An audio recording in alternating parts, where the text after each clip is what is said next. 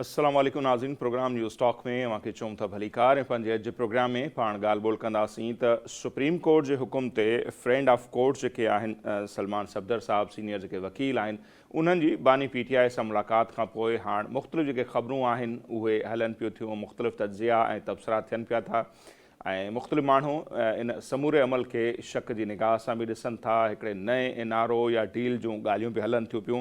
सो उन्हनि समूरनि मामलनि ते पाण अॼु जे प्रोग्राम में ॻाल्हि ॿोल कंदासीं त हीउ सभु कुझु छा पियो थिए, निज़ाम अदल जेको आहे या निज़ाम इंसाफ़ उहे अचानक कीअं सरगर्म थिया आहिनि। तक़रीबन 2 साल थी विया आहिनि बानी PTI खे जेल में आहे, पर अचानक सां जेको सुप्रीम कोर्ट एक्टिव थी आहे इन खां पहिरियां उन्हनि खे पिम्स अस्पताल वठी वञणु बानी PTI खे, त ही सभु कुझु छा पियो थिए। ऐं लाहौर में हिकिड़ी चवनि था हिकिड़ी अहम मुलाक़ात बि थी आहे जेका मुल्क जी सियासी सूरत हाल आहे उन हवाले सां। हिकिड़ी त मुलाक़ात थी आहे ब्रिटिश जेके हाई कमिश्नर आहिनि उन्हनि मुलाक़ात कई मियां नवाज़ शरीफ़ ऐं जेके आहिनि मरियम नवाज़ साहिबा उन्हनि सां उन्हनि जी मुलाक़ात थी आहे। उनखां पोइ अज़हर जावेद साहब सीनियर जेके जर्नलिस्ट आहिनि उन्हनि लिखियो आहे त जेका डील थिए पई उनजो रस्तो लंडन खां आहे ऐं लंडन रस्ते ई डील थिए पई। अहिड़े क़िस्म जा ट्वीट्स वग़ैरह जेके मुख़्तलिफ़ सीनियर सहाफ़ी ऐं तर्ज निगार कनि था उन्हनि में केतिरी सदाकत आहे। जॾहिं त हिकिड़ी ॿी जेका लाहौर में सहाफ़ियुनि सां कंहिं अहम शख़्सियत जी बि मुलाक़ात थी आहे जंहिंमें मुख़्तलिफ़ सवाल कया विया। उन्हनि में हिकिड़ो सवाल इहो बि उन्हनि खां कयो वियो त कुझु अर्सो पहिरियां ताईं जंहिं माण्हू खे ज़हनी मरीज़ करार ॾिनो पियो वियो, सिक्योरिटी रिस्क करार ॾिनो पियो वियो, हाणे उन्हनि जे हवाले सां पॉलिसी छा आहे त जवाबु ॾिनो वियो त समूरा जेके पॉलिटिकल रहनुमा आहिनि अॻवान आहिनि उहे उन्हनि जे लाइ क़ाबिल एहतराम आहिनि। सो 3 महीना अॻु ताईं जेको माण्हू ज़हनी मरीज़ हो, सिक्योरिटी रिस्क हो, उन्हनि जे लाइ बि हाणे इहो आहे त उहो क़ाबिल एहतराम आहे। सो अचानक सां अहिड़ी कहिड़ी तब्दीली आई आहे उन्हनि समूरनि मामलनि खे पाण सम्झण जी कोशिशि कंदासीं। गॾोगॾु जेके डॉट्स कनेक्ट कयूं था त सुहेल आफ़रीदी साहब जेके चवंदा हुआ त आऊं चूंडियल नुमाइंदो आहियां, कोर कमांडर खे मूं वटि अचिणो पवंदो, मूंखे ब्रीफ करिणो पवंदो। गुज़िरियल ॾींहुं जेका एपेक्स कमेटी जी मीटिंग थी आहे उन में सुहेल आफ़रीदी साहब कोर कमांडर हाउस विया आहिनि, उन्हनि दौरो कयो हुते, मोहसिन नक़वी साहब बि उते हुआ। सुहेल आफ़रीदी जो उते वञणु, हिते ही सभु कुझु जेके मामला थियनि पिया सो आख़िर थिए छा पियो उन ते पाण ॻाल्हि ॿोल कयूं था। इस्लामाबाद वञा सीनियर सहाफ़ी ऐं तर्ज निगार एंकर पर्सन क़ुर्बान बलोच साहब जेके आहिनि उहे असां सां वीडियो लिंक ते मौजूदु आहिनि। क़ुर्बान बलोच साहब तमामु घणी महिरबानी साईं, तव्हां असांखे वक़्तु ॾिनो। कीअं था ॾिसो सर हीअ जेका समूरी सूरत हाल आहे अचानक सां तब्दील थी वई जॾहिं इहा ख़बर आई त सुप्रीम कोर्ट एक्टिव थी आहे ख़ान साहब सां मुलाक़ात जे सिलसिले में, फ्रेंड ऑफ कोर्ट उन्हनि खे मुक़ररु कयो वियो जेके ख़ान साहब जा ऑलरेडी जेके आहिनि से उहे वकील आहिनि। ऐं दिलचस्प ॻाल्हि इहा बि आहे त हीउ जेको केस हो मुलाक़ातुनि ते पाबंदी वारो उन में इमरान खान जा वकील हुआ लतीफ़ खोसा साहब, पर सुप्रीम कोर्ट लतीफ़ खोसा साहब खे मुक़ररु कोन कयो मुलाक़ात जे लाइ, सलमान सफदर साहब जेके आहिनि उन्हनि खे मुक़ररु कयो। 3.5 कलाकनि ते मुलाक़ात थी। सो हीउ सभु कुझु थिए छा पियो आहे जीअं मूं इंट्रो में ज़िक्र कयो त हाणे नए NRO या डील जूं ॻाल्हियूं बि हलनि पियूं थियूं सर। वॾी महिरबानी नसीर, थिए उहो ई पियो जेको माज़ी में थींदो आयो आहे। चयो इहो पियो वञे त जेकॾहिं मौजूदा सूरत हाल जूं कड़ियूं मिलाईंदो, रस्तो ॻोल्हींदो त तव्हांखे रस्तो अॻूणे वज़ीर आज़म मियां नवाज़ शरीफ़ वारो रस्तो साॻियो नज़र ईंदो। सही प्लेटलेट्स जो किरण, इस्पताल दाख़िल थियण, कोर्ट जी मुदाख़लत, हिदायतूं ऐं हुकूमत तरफ़ां अमल दरामद, पोइ परदे जो सफ़र, हिकिड़ो सिलसिलो आहे।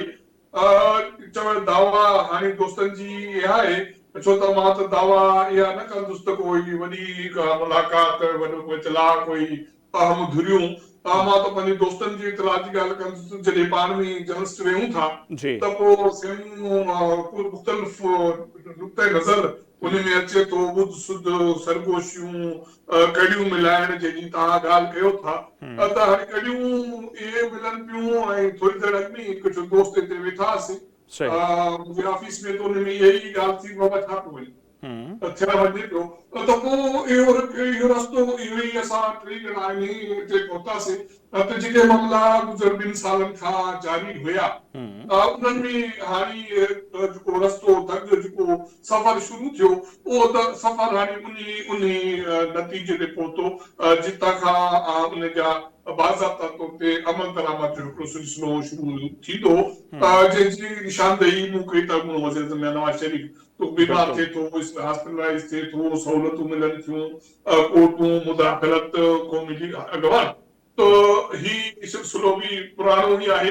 ॾे वठ जी सिलसिलो जारी हो ऐं ॻाल्हियूं पोइ कोर्ट ते हटण मूं अॻु में बि शायदि तव्हां सां कुझु ॾींहं अॻु में प्रोग्राम कयो हो जंहिंमें मूं ॿ टे पंहिंजे हिकिड़े कुझु सहाफ़ती या तजुर्बे जे बुनियाद ते दावा कई त बर्फ़ ॻरे पई कुझु इतमादी बहाली जा क़दम PTI खयां कुझु इतमादी जी बहाली जा क़दम हुकूमत खयां उन खां पोइ हाणे ॻाल्हियूं इन तनाज़ुर ते पहुचियूं हुयूं त सुप्रीम कोर्ट जे हिदायतनि ते सुप्रीम कोर्ट जे नुमाइंदे तौरु सलमान सफ़दर अॻूणे वज़ीर आज़म सां हिकिड़ी तफ़सीली मुलाक़ात कई आहे इन खां अॻु में बि चवनि था त हिकिड़ी मुलाक़ात नामालूम मुलाक़ात का थी आहे उन ॻाल्हियूं आहिनि तव्हां 15 ॾींहंनि में जेका बि सूरत हाल ॾिसंदो जेतोणीक PTI जी या तहरीक तहफ़्फ़ुज़ ऐन पाकिस्तान 8 फरवरी ते कालनी इतिहाद जी कुझु का एहतियात थियो न थियो पर उन में का बि ज़ोर ज़बरदस्ती करण जी कोशिश न कई वई हिकिड़ी सुमूथ प्रोसेस हो कंहिं दुकान बंदि कयो कंहिं न कयो किथे थी न थी उन लाइ PTI कंहिं जान जोखिम विझण जी सूरत हाल या कोशिश न कई न तहरीक तहफ़्फ़ुज़ ऐन पाकिस्तान उनखे ईअं संजीदा वरितो बहरहाल हिकिड़ो प्रोसेस हो मुकमल थी वियो उन खां पोइ न सिर्फ़ इहो आहे त सलमान सफ़दर जी मुलाक़ात थी आहे जीअं तव्हां ज़िक्र कयो KPK जो वॾो वज़ीर सुहेल आफरीदी उन जी जेका अस्करी क़यादत आहे या सूबाई अस्करी क़यादत आहे उन जी सां मुलाक़ात थी आहे दहशतगर्दी जे हवाले सां ऐं इन खां अॻु में उन जी वज़ीर आज़म शहबाज शरीफ़ सां हिकिड़ी मुलाक़ात थी जंहिंमें बि नुक़्ते नज़र जेको हुयो उहो दहशतगर्दी सां गॾु जेके माली मामला आहिनि KPK जा फेडरेशन जा उन ते ॻाल्हि ॿोल थी ऐं उन में हिकिड़ी प्रेस जारी थी जेकॾहिं तव्हां उन जी तफ़सील में वेंदो त उन में सभु श्योरिटीज़ वफ़ाक़ तरफ़ां ॾिनियूं पियूं वञनि त बाबा सभु कुझु ठीकु थी वेंदो ताउन कंदासीं मसइला माली बि हल कंदासीं पुलिस फोर्स जा मसइला बि हल कंदासीं रुॻो तव्हां इहा ॻाल्हि मञो सो त करे सभई कड़ियूं माना मिलनि थियूं त हिते इस्लामाबाद में हाणे सरगोशियूं इहो आहिनि त हाणे मरहलो इन ते पहुतो आहे त हाणे मरीज़ खे इलाज जी ज़रूरत आहे अखि जो मसइलो आहे उनजी सिहत जो मसइलो आहे उनजी नज़र जो मसइलो आहे मुस्तक़बिल जो मसइलो आहे त हाणे मामला इन हद ताईं पहुचंदे ॿुधण में अचनि सही त जीअं माज़ी में जीअं मां पाण चयो त जीअं नवाज़ शरीफ़ साहब खे बि रिलीफ मिलियो त उन ज़माने में निज़ाम अदल ऐं निज़ाम इंसाफ़ ॿई एक्टिव थिया हुआ ऐं हाई कोर्ट जा ई हुकुम हुआ उन खां पोइ जेको कुझु थियो पाण ॾिठोसीं हाणे हिन मामले में बि लॻे ईअं थो त अदालत निज़ाम अदल बि पंहिंजा कुल्हा ॾिए पई निज़ाम सिहत जेको आहे उहो बि एक्टिव आहे सो हाणे जेका ही सुप्रीम कोर्ट में सलमान सफ़दर साहब जेका रिपोर्ट जमा कराई आहे ग़ालिबन सुभाणे में बि उहा पेश थिए पब्लिक थींदी हिकिड़ो त वॾो सुवाल इहो आहे त सुप्रीम कोर्ट मां को अहिड़ो अहम हुकुमनामो अची सघे थो जंहिंसां हुकूमत खे बि फेस सेविंग मिले तहरीक इंसाफ़ खे बि बाबा हाणे जेको कुझु थियो कोर्ट जे हुकुम ते थियो उन्हनि खे हॉस्पिटल मुंतक़िल कयो वियो या बनी गाला या ज़मान पार्क अहिड़े क़िस्म जो को हुकुम अची सघे थो कुर्बान साहब जी मां सम्झां थो सुप्रीम कोर्ट जे तरफ़ां या अदालत उज़्मा तरफ़ां इन हद ताईं मामिलो थी सघे थो त अॻूणो वज़ीर आज़म आहे उनजी सिहत जो इशू आहे उनखे मेडिकल फैसिलिटीज़ मिलणु घुरिजनि उन खां पोइ उन जे तनाज़ुर में हुकूमत रस्ता कढंदी जीअं तव्हां ॻाल्हि कई माज़ी में अॻूणे वज़ीर आज़म या नवाज़ शरीफ़ जे हवाले सां त उनजे प्लेटलेट्स जा इशूज़ हुया हिते उहे इम्प्रूव न पिया कनि या अस्पताल में या कैद खाने में उन खां पोइ जॾहिं हुन जो सफ़र परॾे ॾांहुं थियो त शयूं बहितर थींदियूं वियूं अञा इन हवाले सां मां कोई दावा नथो कयां त ही रस्तो त साॻियो आहे सफ़र बि साॻियो आहे हाणे उन में उॾाम थिए थी परॾे सफ़र थिए थो नथो थिए इन बाबति मां अञा का दावा नथो कयां बहरहाल मां इहो सम्झां थो इहो ॾिसण में अचे पियो त इलाज मुआवज़े जूं सहूलियतूं हर शहरी जो बुनियादी इंसानी हक़ आहे ज़ाहिर आहे अॻूणो वज़ीर आज़म आहे पार्टी जो सियासी अॻवान आहे हाणे उहे कशीदगी छिकतार वारी सूरत हाल KPK जे क़यादत वटि बि कोन्हे उहा साॻी सूरत हाल किथे कोई पावर कॉरिडोर में बि जेका हुई शिदत हिकिड़ी सियासी मुखालफ़त जी या मुखालफ़त जी उनखे वाट्सएप तव्हां नालो ॾियो हाणे उहा शिदत न आहे रही त हाणे शयूं पेचअप थियनि वञनि पियूं, मरहलेवार थियनि पियूं, एॾो जल्दी कोन थींदो। त मूं इहा ई ॻाल्हि कई त एतमासात जी बहाली। सो उन हवाले सां तक़रीबन 2-3 स्टेप्स थी चुका। ही स्टेप्स बि आहे ऐं इन स्टेप्स में इहो बि पॉसिबिलिटी आहे त कुझु ॾींहंनि में वज़ीर आज़म या शहबाज शरीफ जी अपोजिशन लीडर क़ौमी असेंबली में उन सां मुलाक़ात मुतविक़ आहे। उन हवाले सां कुझु शयूं राब्ता थी चुका। हाणे मुलाक़ात बाज़ाब्ता थियणी आहे त उन खां पोइ इन शयुनि में वधीक तेज़ी अचण जा इम्कान। बिल्कुलु, ही जेको कुझु थिए पियो, जेके बि डेमोक्रेटिक ज़हन माण्हू आहिनि उहे त उनखे एप्रिशिएट ई कंदा, ॻाल्हि ॿोल जो सिलसिलो थियणु खपे। जेकॾहिं को कैदी आहे त ज़ाहिर आहे उनखे बि रिलीफ मिलणु खपे, ऐं अॻूणो वज़ीर आज़म आहे हिकिड़ी पार्टी जो, हेॾा सभु मामला शानदार। पर सर ॿई धुरियूं जेकॾहिं ॾिसूं, जंहिं नहज ते खणी चऊं, स्टेज ते मामरनि खे खणी वियूं हुयूं, जेका ॿोली ख़ान साहब इस्तेमालु पे कई हिकिड़े अस्करी इदारे जे सरबराह जे लाइ, पाण त रिपीट बि नथा करे सघूं, या वरी उन इदारे जो तर्जमान जंहिं अंदाज़ जी प्रेस कॉन्फ्रेंस करे ॿुधाईंदो त ही सिक्योरिटी रिस्क आहिनि, ही गद्दार आहिनि, इवन KP जे CM जी तस्वीर हलाए करे जेका ॻाल्हियूं पाण खे ॿुधायूं वियूं, ऐं हिकिड़े बानी PTI खे चयो वियो त बस ज़हनी मरीज़ आहे, नेशनल सिक्योरिटी थ्रेट आहे। ही अचानक सां पोइ जॾहिं तब्दीली थी अचे त पोइ उनखे पाण छा सम्झो? ॿिन्ही धुरियुनि जी पाण ॻाल्हि था कयूं, त छा उन्हनि खे इन लेवल ते मामला खणी वञणु खपनि? हा नसीर, पाण माज़ी में शयूं ॾिठियूं, बिल्कुलु हाणे ॾिसूं पिया रियासत उत्तम आहे, उन्हनि जी सियासी बका, इस्तेहकाम ऐं दिफ़ाई बका, अंदरूनी सलामती, मुआशी सलामती, इहे समूरा मामला जॾहिं अची वञनि था त पोइ ही जेके धुरियुनि जा मामला आहिनि उहे किथे न किथे हिकिड़ो जमूद वारी शिकल अख़्तियार कनि था, या उनमें हिकिड़ी लचक वारी सूरत हाल पैदा थिए थी। माज़ी में बि इहो तजुर्बो असां ॾिसी चुका आहियूं, हाणे बि ॾिसूं पिया। ही थकाइण वारो अमल हुयो ॿिन्ही धुरियुनि जो, त उन धुरियुनि मां थकिजे केरु थो? केरु थके थो? ॿिन्ही मुंहिंजे ख़्याल में क़ुर्बान धुरियुनि साहब, जेके बि स्टेक होल्डर्स आहिनि उन जेके कदम खयां, उन खां पोइ मां सम्झां थो त जेका लचक आहे उहा विन विन सिचुएशन ॿिन्ही पासनि खां आहे। हाणे सुभाणे जेकॾहिं के शयूं मेच्योर थी साम्हूं ईंदियूं त हर धुर इहा दावा करे सघे थी त फतेह उनजी थी आहे। बिल्कुलु, ॿई धुरियूं दावत कयूं, पर ख़ान साहब जो हिकिड़ो बयानु यकीनन मूंखे यादि हुअणु चयो त मां नवाज़ शरीफ़ थियणु नथो चाहियां, जेको कोर्ट कयो वेंदो त जीअं हू उन सां हशर थियो, ॿाहिरि हली वियो, मोटी आयो, जेका हुनजी सियासत थी, त हू दावाऊं कंदो त मां उहो थियणु नथो चाहियां। ॿिए पासे ही धुर बि चवंदी त बाबा असां बि पोइ हिते न हटंदासीं। थकण जी मां ॻाल्हि कई त केरु थको आहे मुंहिंजी ॻाल्हि में, पुठिते केरु हटियो आहे इन समूरी कंडीशन में? जी, फ़िलहाल मां सम्झां थो त इन हवाले सां असांखे लाइन न करणु घुरिजे। जॾहिं ॿई धुरियूं दावा कंदियूं त रियासत जी बका, सलामती, आवाम 25 करोड़ आवाम, उन्हनि जे लाइ रिलीफ, समूरा मसइला, इहे मामला जेकॾहिं साम्हूं ईंदा त उन खां पोइ इन जो फ़ैसिलो त तारीख़ कंदी, आवाम कंदो त केरु थको आहे। बहरहाल जेके धुरियूं टेबल ते टास्क में वेठियूं आहिनि, कुझु लिनसी ॿिन्ही धुरियुनि खां आहे, सो तंहिं करे इन हवाले सां कंहिंखे हार जीत जो शायदि नुक़्तो पाण तय न करे सघूं, पर तारीख़ ज़रूरु तय कंदी। सही, बिल्कुलु तारीख़ कंदी। ऐं ख़ान साहब लाइ जेके सर ॻाल्हियूं हलियूं या जेको कुझु पाण ॾिसो त उन जे लाइ हिकिड़ो मशहूरु कयो वियो त उहे बाइतमाद न आहिनि या पंहिंजी ॻाल्हि ते बीहण वारा न आहिनि, कॾहिं बि यूटर्न वठी सघनि था। जीअं पाण माज़ी जा हवाला ॾियूं था त नवाज़ शरीफ़ साहिबु जॾहिं ॿाहिरि विया, जेके बि ॻाल्हियूं थियूं 10 सालनि ताईं सियासत न कंदा, जेको परवेज़ मुशर्रफ दौर में मुआहिदो थियो, त घणे भाङे उन्हनि ॼण त अमल बि कयो। त ख़ान साहब लाइ घणो इहो बि हो त जेकॾहिं हू ॿाहिरि बि हलिया वञनि या उनखे घर में ई नज़रबंदि कयो वञे त इन ॻाल्हि जी कहिड़ी गारंटी आहे जो उनखां पोइ इहो न ॻाल्हाईंदा? या हाणे जेको कुझु लॻे थो, अव्हांखे लॻे थो जेको कुझु बि थींदो उहो मामरनि जी पासदारी थींदी?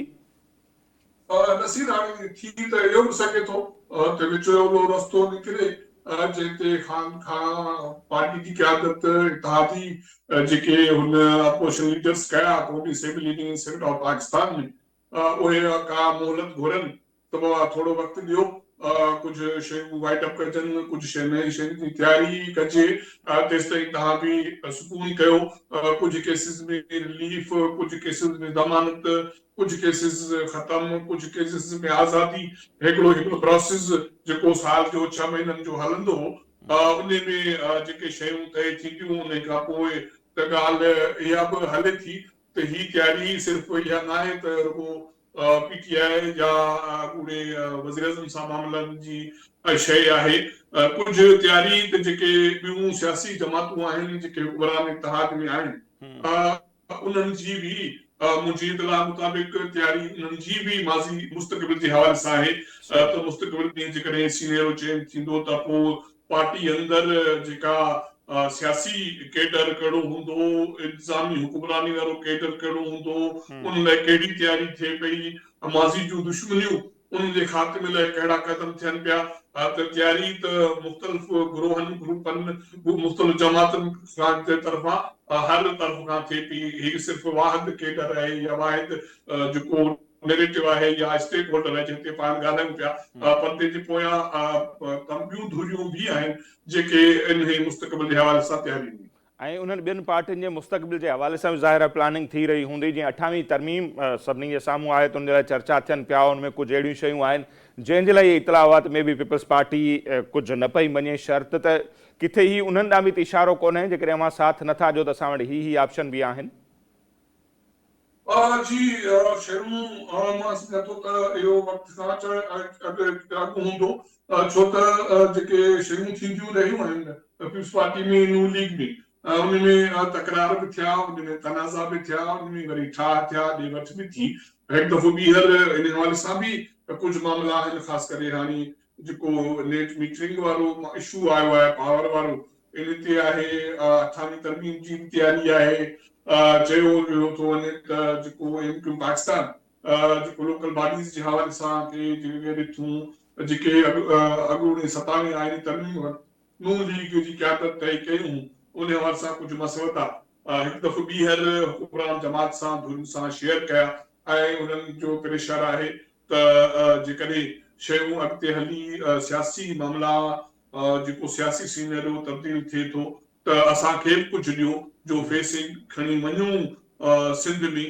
हू सिर्फ़ु लोकल बॉडीज़ जी बहितरी, उनमें तब्दीली, वफ़ाक़ ज़रिए उनजो कंट्रोल रुॻो सिंध जी ॻाल्हि कोन था कनि। हुननि जो चवणु आहे त इत्तेहादी धुरियूं जेका नून लीग आहे उहा असां सां एग्री आहे त ही समूरो जेको वायुमंडल लोकल बॉडीज़ जो हुजे उहो चइनि सूबनि में हिकिड़े नए सिरे सां उहो अचे, इम्प्लीमेंट थिए ऐं अवाम जा बुनियादी मसइला हल थियनि त यकीनी तौर ते जेको असांखे ॿुधण में अचे थो त पाकिस्तान पीपल्स पार्टी काफ़ी अरसे खां इन ते जेको आहे पंहिंजे अज़म ते आहे त सिंध में जेको लोकल बॉडी जो निज़ाम आहे उहो बहितर आहे, ॿिए हंधि कोन्हे, तंहिं करे उनखे बरक़रार आणणु घुरिजे त शयूं त पाइपलाइन में काफ़ी हद ताईं आहिनि। ठीकु आहे बलोच साहब, तमामु घणी महिरबानी तव्हां असांखे वक़्तु ॾिनो। नाज़रीन, क़ुर्बान बलोच साहब सीनियर सहाफ़ी, तजनिकार, एंकर पर्सन ऐं उन जूं ॻाल्हियूं अव्हां जे साम्हूं आहिनि ऐं घणो कुझु ईअं लॻे थो त तब्दील थियणु वञे पियो ऐं उहो को एतिरो पोइ बि कोन वञो, पर 2 महीना पहिरें ताईं बि जेकॾहिं सूरत हाल ॾिसूं त काफ़ी ख़तरनाक नज़र पे आई ऐं हाणे सूरत हाल बहितरीन नज़र अचे पई। ॾिसूं था इहे मामला सभु जेकॾहिं बख़ूबी बहितर अंदाज़ सां अंजाम ॾिना था वञनि त ॾाढो सुठो आहे मुल्क जे लाइ, मुल्क जी सियासी सूरत हाल जे हवाले सां। सो बहरहाल ॾिसूं था ईंदड़ ॾींहं में पिक्चर जेका तस्वीर आहे उहा वधीक अञा क्लियर थींदी। सुप्रीम कोर्ट जो किरदारु इंतिहाई अहम हूंदो या रिपोर्ट इंतिहाई अहम हूंदी, उन रिपोर्ट जे आधार ते अदालत जे तरफ़ां कहिड़े क़िस्म जो को हुकुम अची सघे थो ऐं उनखां पोइ जो मंज़रनामो जेको हूंदो उन ते पाण ॻाल्हाईंदासीं। बहरहाल हिते वक़्तु थिए पियो मुख़्तसिर ब्रेक जो, ब्रेक वठूं था, वापसि ईंदासीं त इन समूरे सूरत हाल ते पाण अञा वधीक तफ़सीली तौर ते ॻाल्हि ॿोल कंदासीं।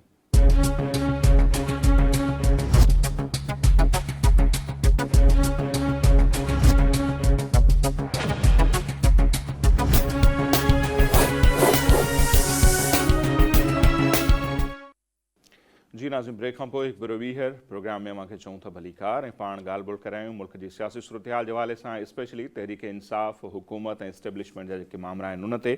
सो हींअर पिशावर मंझां सीनियर सहाफ़ी ऐं तर्ज़निगार आहिनि अरशद अज़ीज़ मलिक साहब, उहे असां सां टेलीफोन लाइन ते मौजूद आहिनि, पाण उन्हनि सां ॻाल्हि ॿोल कयूं था। अरशद अज़ीज़ मलिक साहब, बहुत शुक्रिया सर, आपने हमारे लिए वक्त निकाला।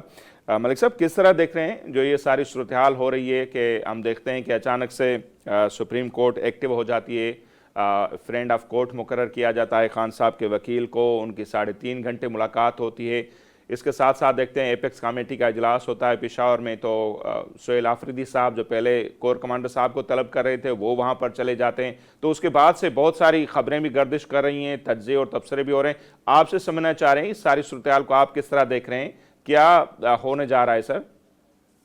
ایک تو میں سمجھتا ہوں کہ اگر ہم دیکھیں پاکستانی سیاست کے حوالے سے جی تو ایک اگر ہم اسے دیکھ لیں کہ پازیٹیو ایک میرا خیال ہے پیش رفت ہے. اس جی کی وجہ یہ ہے کہ کشیدگی زیادہ تھی اور سیاسی ماحول بھی گرم تھا. تو ایسے میں جو 2 فروری کو جو ملاقات ہوئی پرائم منسٹر کے ساتھ، اس کے بعد پھر 4 فروری کو فکس کمیٹی کا اجلاس ہو جاتا ہے. پھر 10 فروری کو جو ہے یہ جو اعلیٰ سطحی جو اجلاس ہوتا ہے جو کور ہیڈ کوارٹر میں ہوتا ہے. تو آپ اس کو دیکھیں تسلسل ہے ایک. اسی دوران میں جو ہے سپریم کورٹ کی طرف سے یعنی پہلے تو کیس لگتے نہیں تھے، اب ایک دم احکامات آ جاتے ہیں کہ جی صدر جو ہیں وہ جا کے چیک کریں جا کے کہ جی عمران خان صاحب کی طبیعت کیسی ہے اور آ کے رپورٹ جمع کریں. تو یہ سارا جو ایک تسلسل ہمیں لگ رہا ہے اس کے پیچھے کوششیں ہیں دونوں طرف سے. تو یہ جیسے بیک ڈور جو ان کے رابطے ہیں اور کوشش کی گئی ہے کہ کسی طریقے سے معاملات کو ٹھیک کیا جائے. اس تناظر میں بھی آپ دیکھ لیں کہ مرکز میں اگر محمود خان اچکزئی آئے ہیں اپوزیشن لیڈر، وہ خاموشی ہے. مطلب آپ ان کی تقریر دیکھ لیں یا ان کی طرف سے وہ دیکھ لیں. اور پھر جب یہ 8 فروری کا جو سارا یہاں پہ ہڑتال کی وغیرہ سے بات چیت ہوئی تو اس میں بھی آپ دیکھیں تو کوئی ایسا واقعہ نہیں ہوا. انہوں نے جو بھی اپنی طرف سے پہیہ جام کرنا تھا یا شٹر ڈاؤن کرنا تھا وہ تو اس طرح کامیاب نہیں ہوا. اس کا مطلب یہ ہے کہ بات چیت دونوں طرف سے چل رہی ہے اور دونوں جانب سے احساس ہوا ہے. لیکن زیادہ اگر آپ دیکھیں تو تحریک انصاف جو تھی تقریباً سہیل آفریدی صاحب کو آئے ہوئے کوئی تقریباً 4 مہینے ہونے کو ہیں. تو میں سمجھتا ہوں کہ 4 مہینے انہوں نے ضائع کیے. اگر بات چیت کرنی تھی تو پھر تو پہلے دن سے کر لیتے. صوبے کے حالات بھی خراب تھے، صوبے میں لا اینڈ آرڈر کے حالات بھی خراب تھے، صوبے میں فائنینشیل معاملات بھی ٹھیک نہیں تھے. اور اتنا 4 مہینے ضائع کرنے کے بعد آپ نے وہی بات جو پہلے کرنی تھی جو ہم کہتے تھے کہ جی رابطے بھی ہونے چاہیے، ساتھ ساتھ جو ہے میٹنگز میں جانا چاہیے. بالکل کہتے تھے کہ جب تک میری ملاقات نہیں ہوگی میں کسی سے نہیں ملوں گا، نہ میں جاؤں گا کسی میٹنگ میں. تو وہ اب دیکھ لیں تو یو ٹرن لیا ہے، لیکن پھر بھی ہم کہتے ہیں کہ جی یو ٹرن جو لیا ہے یہ پازیٹیو یو ٹرن ہے اور اس سے حالات بہتر ہوں گے. بات یہ ہے کہ جب آپ کسی کمرے میں بیٹھتے ہیں جو یہ بات کرتے ہیں کمروں کی، اب یہ بند کمروں میں یہ بھی بیٹھ گئے ہیں نا، تو اس سے یہ ہوا ہے کہ بات چیت شروع ہو جاتی ہے نا. تو بہت سارے جو ایشوز ہوتے ہیں وہ ڈسکس ہو جاتے ہیں، کچھ غلط فہمیاں وہ نکل جاتی ہیں، جو حالات ہیں اس کا ادراک ہوتا ہے. تو ظاہر ہے جب سارے ادارے اور وفاقی حکومت صوبائی حکومت ایک جگہ بیٹھے ہیں تو اب ان کا رویہ اگر آپ دیکھ لیں تو وہ بھی کافی چینج ہو گیا ہے. تو اب دیکھتے ہیں کہ آنے والے دنوں میں کیا صورتحال بنتی ہے، کیونکہ ابھی تو سلمان صفدر صاحب نے اپنی رپورٹ جمع کرا دی ہے. تو وہ 22 پیراگراف ہیں اور 7 صفحات ہیں. تو دیکھتے ہیں کہ انہوں نے کیا لکھا ہے کہ عمران خان صاحب کی طبیعت کے حوالے سے. صحیح. تو اگر ایک اور چیز بھی ہے کہ اگر طبیعت کی زیادہ خراب ہوئی تو عدالت کہہ سکتی ہے کہ ان کو اسپتال لے جائیں یا ان کو کسی جگہ شفٹ کریں. صحیح. مطلب یہ ہے کہ رپورٹس کی بہت زیادہ امپورٹنس ہے اور کورٹ کی طرف سے کوئی اہم جو ہے حکم بھی آ سکتا ہے اور اس حکم پر عمل بھی کیا جا سکتا ہے. بالکل بالکل. جی. تو سر اس ساری صورتحال کو جب دیکھ رہے ہیں تو بہت سارے لوگ ڈاٹس جو ہیں ان کو کنیکٹ کر رہے ہیں کہ خان صاحب کو ہاسپٹل لے کے آنا، اس کے بعد 8 فروری کا پرامن ہونا، سہیل آفریدی صاحب کے رویے میں تبدیلی، پھر سلمان صفدر صاحب کی ملاقات. تو بازگشت یہ ہو رہی کہ کیا کوئی نیا این آر او آ رہا ہے، کوئی نئی ڈیل ہو رہی ہے. ہم اس کو کیا کوئی ڈیل یا این آر او کہہ سکتے ہیں آپ کے خیال میں؟ دیکھیں یہ چیزیں ایسی ہیں کہ یہ خود بخود نہیں ہوتی. کبھی بھی ایسا نہیں ہوا کہ پاکستانی سیاست میں جو معاملات ہیں وہ خود بخود ٹھیک ہو جائیں. یقیناً پس پردہ جو کوششیں ہوتی ہیں، کچھ لوگ انوالو ہوتے ہیں اور بتایا جاتا ہے کہ جو پرائم منسٹر کی ملاقات تھی اس حوالے سے بھی ہماری یہاں سے بھی کچھ لوگوں نے جو ہمارے کچھ وزیروں کے بارے میں بتایا جا رہا ہے، پھر فیڈرل گورنمنٹ میں بھی کچھ وزیر تھے. تو یہ 1-2-4 لوگوں نے اس میں کوششیں کی ہیں. پھر پس پردہ اسٹیبلشمنٹ کے ساتھ بھی رابطے ہوں گے. کیونکہ اس کے بعد جو ہے کور کمانڈر سے ملنا، پھر یہاں پہ ایک شہید کے جنازے میں جانا، اور پھر اگلے دن جو ہے اس میں ایپیکس کمیٹی کا اجلاس ہو جاتا ہے. یہ ساری چیزیں ایسا لگ رہا ہے کہ پیچھے کوئی نہ کوئی معاملات چل رہے ہیں، ڈیل ہو رہی ہے یا کوئی دوسری ڈیل دی جا رہی ہے. لیکن تھوڑا سا میرا خیال میں کہ لگ ایسا رہا ہے کہ اسپیس دی جا رہی ہے تاکہ تحریک انصاف جو ہے وہ اچھے بچوں کی طرح بہیو کرے. اور اگر جیسے سہیل افریدی صاحب اچھے بچے بن گئے ہیں، وہ اجلاسوں میں جا رہے ہیں، وہ بات چیت کر رہے ہیں، ان کا لہجہ تھوڑا سا نرم ہوا ہے، اور آنے والے دنوں میں اگر انہوں نے فوج کو ٹارگٹ نہ کیا اور اسی طرح جو ان کی لینگویج ہے تھوڑی سی بہتر ہوئی تو پھر ہمیں لگے گا. لیکن اس میں کوئی فوری مجھے نہیں لگ رہا کہ فوری کوئی بڑا کوئی بریک تھرو ہوگا. لیکن جیسے کہ آپ نے کہا کہ جیسے اب وکیل بھجوا دینا سپریم کورٹ کی جانب سے، یہ آپ کو ایک نئی چیز نظر آتی ہے. اور اگر اس رپورٹ میں وہ یہ لکھ دیتے ہیں کہ جناب ان کی حالت اچھی نہیں ہے اور ان کو ضرورت ہے کہ انہیں ہاسپٹل شفٹ کیا جائے، تو پھر آپ دیکھ لیں کہ سپریم کورٹ احکامات جاری کر دے گی کہ جی ان کو شفٹ کریں. اور پھر ایسا موقع بھی آ سکتا ہے کہ کہا جائے کہ جی اگر حالات مزید بہتر ہوتے ہیں تو 1-2 مہینوں میں کہ ان کو جو بنی ڈالا شفٹ کر دیا جائے. تو وہ کچھ بھی ہو سکتا ہے، پاکستانی سیاست ہے. لیکن یہ ہے کہ تحریک انصاف کا جو لب لہجہ ہے، جو ان کی یعنی جو ٹارگٹ کرتے ہیں فیلڈ مارشل صاحب کو یا اسٹیبلشمنٹ کو، یہ دیکھنا ہوگا کہ اگلے 1 مہینے 2 میں ان کی لینگویج کس حد تک چینج ہوتی ہے. بالکل سر. اور جیسے آپ نے کہا کہ سہیل آفریدی صاحب اچھے بچے بن رہے ہیں، تو نہ صرف وہ لیکن بانی پی ٹی آئی کے حوالے سے بھی یہی خبریں ہیں. جیسے گوہر خان صاحب کا ایک بیان ہے، انہوں نے کہا ہے کہ خان صاحب نے کہا ہے کہ اسلام آباد کی طرف نہیں چڑھ دوڑنا. وہ ایجیٹیشن والی جو پالیسی ہے خان صاحب کا اب حکم ہے بقول گوہر خان صاحب کے کہ اس سے پی ٹی آئی پیچھے ہٹ رہی. تو سارے ہی یہ اچھے بن رہے ہیں، لگ تو ایسے رہا ہے، اور اس وجہ سے ہی یہ آپ کو لگتا ہے کہ ماحول بہتری کی طرف جا رہا ہے، اور آنے والے دنوں میں اگر یہ اس پر قائم رہتے ہیں تو مزید ریلیف بھی تحریک انصاف کو مل سکتا ہے. لیکن سہیل افریدی صاحب نے کہا تھا کہ جی اگر جب تک میری ملاقات نہیں ہوتی ہے میں بات چیت نہیں کروں گا، میں فوج کو واپس بھجوا دوں گا، میں اسلام آباد پہ چڑھائی کر لوں گا. تو جب 8 فروری کے حوالے سے اجلاس ہوا تو انہوں نے کہا جی محمود خانہ چکدئی صاحب جو فیصلہ کریں گے، علامہ راجہ ناصر عباس صاحب، میں تو اس پہ عمل کروں گا. تو انہوں نے کہا کہ کوئی ایسا بڑا مظاہرہ نہیں ہوگا، نہ کوئی روڈ بند ہوگی، نہ کچھ اور ہوگا، اور ہم جو ہے اپنا احتجاج ریکارڈ کرنا ہے صرف ہم نے. تو پھر سہیل افریدی صاحب ان کے پیچھے چھپ گئے. یعنی اس کو فیس سیونگ چاہیے تھی نا سہیل افریدی کو کہ بھئی اب لوگ مجھے پوچھتے ہیں کہ میں کیا کروں. تو وہ کہتے ہیں جی میں کیا کر سکتا ہوں، بس وہ تو آپ کو پتا ہے کہ وہ عمران خان صاحب نے جو ہے ان کی ذمہ داری لگائی ہے، تو اگر مجھے کہا تو میں پھر بات کروں گا. تو ابھی فی الحال ذمہ داری ان کی ہے، جو کہیں گے میں اس طرح کروں گا. تو وہ جو ایک آپ کا جو ورکر ہے اس کو بھی مطمئن کرنا ہے نا. تو اس کو مطمئن کرنے کے لیے تھوڑا بہت اب یہ کہا جائے گا کہ جی تھوڑا بہت ہمیں تھوڑی سی وہ ریلیکسیشن ہو کہ ہم تھوڑا سا تقریریں اور آگے پیچھے جو ہیں تھوڑا بہت کر سکیں جیسے پہلے ہوتا تھا. تو یہ ساری پھر مطلب ایک ڈیل کی اس میں ہوگا نا. اور اگر آپ اس کا رویہ دیکھ لیں، ان کے جو لیڈرز ہیں، بالکل محمود خانہ چکدئی کو بنانے کا مقصد بھی یہ تھا کہ پی ٹی آئی کا بندہ کوئی نہ ہو، تاکہ دوسری سیاسی جماعت اور پی ٹی آئی کے ساتھ جو برخاست ٹسل چل رہی ہے وہ اس سے پیچھے ہٹا جائے. تو ایک قسم کا انہوں نے میرے خیال میں ایک اچھا موقع دیا ہے کہ محمود خانہ چکدئی جو ہیں ان کا مسلم نون کے ساتھ اور نواز شریف صاحب کے ساتھ اور شہباز شریف صاحب کے پاس ان کے ساتھ تعلقات بھی ان کے اچھے ہیں. تو اگر پی ٹی آئی خود بات کرتی ہے تو وہ دیکھیں اس پہ تو پھر یہ الزام لگ جائے گا کہ دیکھیں جی یہ تو ڈیل کر رہے ہیں اور کوئی این آر او ہو رہا ہے.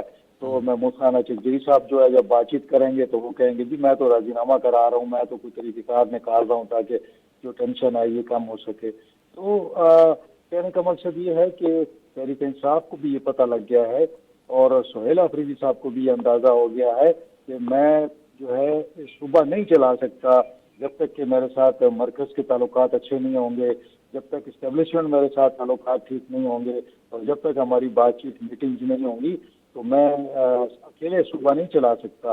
اور پھر سوشل میڈیا کا جو آپ کو پتہ ہی ہے کہ تحریک انصاف کا مسئلہ یہ ہے کہ جو سوشل میڈیا ان کا وہ اصل میں اختیار اس کے پاس ہوتا ہے. وہ جب بھی آپ کوئی اچھی کام کرتے ہیں، اگر ہم جس کو ہم اچھا کہہ رہے ہیں کہ یہ اچھی بات ہے، یہ جو بات چیت چل رہی ہے، تو اب وہ سہیل افریدی کو بھی ٹارگٹ کرنا شروع ہو گیا اور وہ اس حد تک کہنا شروع ہو گیا کہ جی یہ بھی مل گیا ہے اور غدار ہے اور بارگیننگ کر رہی ہے اس نے. تو پی ٹی آئی کے اندر یہ بہت بڑا ایشو ہے. یہ ورکر جو ہے یا سوشل میڈیا ایکٹیوسٹ جو ہے، اس کو گراؤنڈ ریالٹیز کا پتہ نہیں ہوتا. وہ یہ سمجھتا ہے کہ یہ ساری غداری ہو رہی ہے عمران خان صاحب کے ساتھ.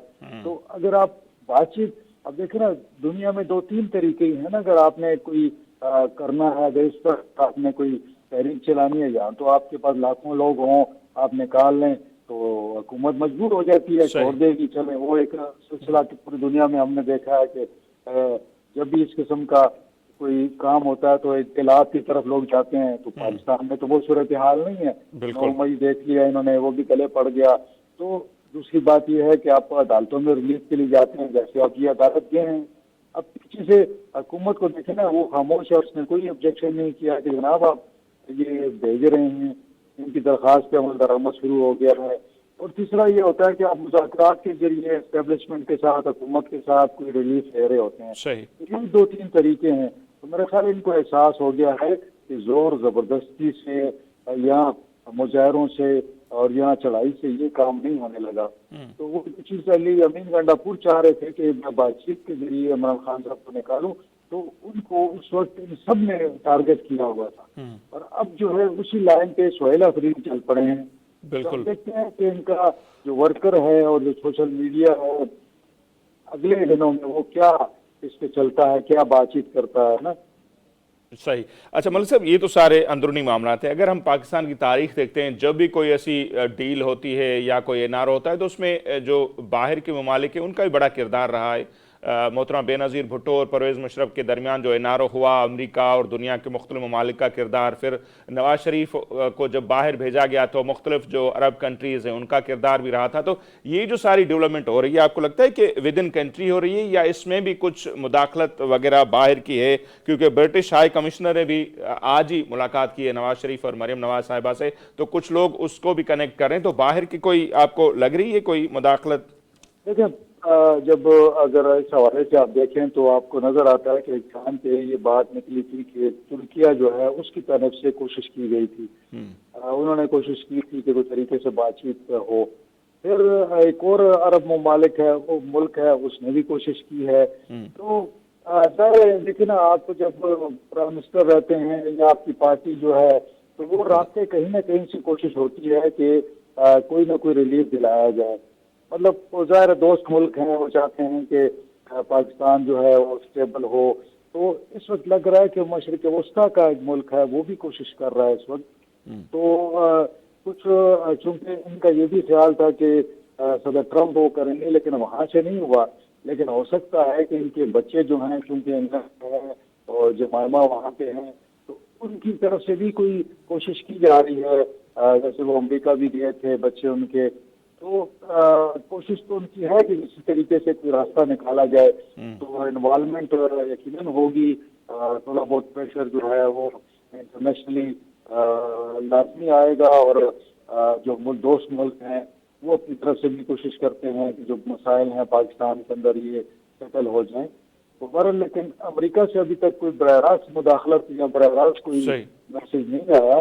اور یہ بات بھی آپ یاد رکھیں کہ امریکہ بعض اوقات جو ہے وہ براہ راست بات نہیں کرتا. وہ کوشش کرتا ہے کہ کسی عرب ممالک کے ذریعے یا کوئی دوست ملک ہو اس کو وہ آگے کرتا ہے. تو اب دیکھتے ہیں کہ معاملات جب کھلیں گے، کوئی چیزیں اس کی سرے نکل آئیں گے کہاں سے کوشش کی گئی ہے.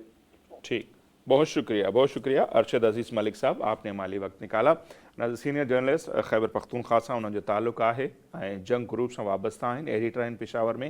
سو انہوں جو موقف جو ساموں ہے، بہرحال گھڑی شیوں جے ہیں واضح تھیندے نظر اچن پیوں. اñا ایندڑ ڈींहंनि में सूरत-हाल काफ़ी बहितरी ॾांहुं बि वञी सघे थी. बहरहाल सुभाणे जो ॾींहुं काफ़ी अहम आहे जॾहिं इहा रिपोर्ट सलमान सफदर साहब पेश कंदा सुप्रीम कोर्ट में. उन खां पोइ अदालत कहिड़े क़िस्म जो जेको को हुकुम आहे उहा ॾेई सघे थी या न, उन ते पाण ॻाल्हाईंदासीं सुभाणे. अॼु जो असांजो हीउ प्रोग्राम हिते पंहिंजी पुॼाणी ते थो पहुचे. असांखे ॾींदा इजाज़त. अलाह ने के पान.